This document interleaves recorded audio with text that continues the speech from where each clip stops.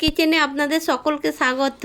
বন্ধুরা, আজ আমি করে দেখাবো ভোলা পাতুরি। এই ভোলা পাতুরি কিভাবে বানাই আপনারা দেখতে থাকুন বন্ধুরা। প্রথমে আমি কিছুটা ভোলা মাছ নিয়েছি। ভোলা মাছকে লবণ হলুদ মাখিয়েও নিয়েছি বন্ধুরা।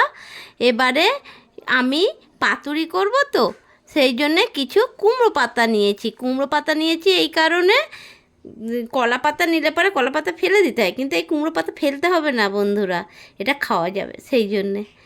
যাই হোক, আমি একটা মশলা করে রেখেছিলাম, পোস্ত বাটা আর সর্ষে কাঁচা লঙ্কা আর একটু লবণ দিয়ে বেটেছিলাম। সেই বাটাটা মাছের গায়ে ভালো করে দিয়ে দিলাম। আর দুটো কাঁচা লঙ্কাটা একটু পাকা হয়ে গেছে, কাঁচা লঙ্কা আর লবণ, সরিষার তেল দিয়ে দিলাম। সরিষার তেল দিয়ে এবারে ওই পাতাটা ভালো করে মাছটাকে মুড়িয়ে নিয়ে এবার সুতো দিয়ে বেঁধে দিলাম।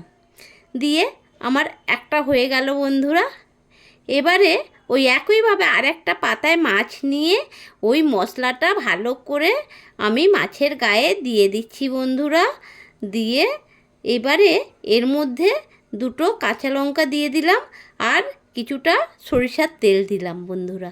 দিয়ে পাতাটাকে ভালো করে মুড়িয়ে দিলাম যাতে করে মাছ মশলাটা বেরিয়ে না যায়, সেই জন্যে ডবল পাতা দিয়ে আমি সুতো দিয়ে ভালো করে বেঁধে দিলাম বন্ধুরা।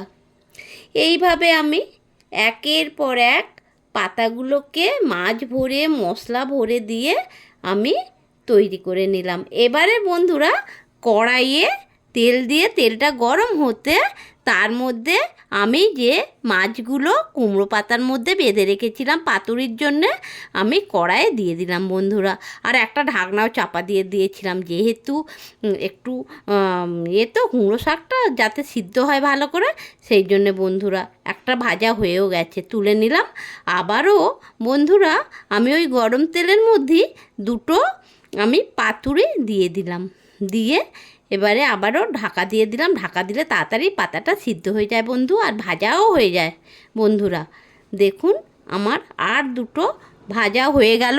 এইভাবে আমি একের পর এক বন্ধুরা ভালো করে আমি ভেজে নিচ্ছি। ভেজে আর একটা পাত্রের মধ্যে ভালো করে তেলটা ঝরিয়ে তুলে নিচ্ছি বন্ধুরা। দেখুন বন্ধুরা, আমার পাতুরিগুলো ভাজা হয়ে গেল। আমার ভোলা পাতুরি রেডি। কত সুন্দর হয়েছে।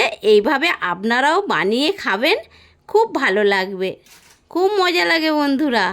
ভেটকি মাছ নাই বা হলো, ভোলা দিয়েও পাতুরি করা যায় বন্ধুরা, আপনারা করবেন, খুব ভালো লাগবে।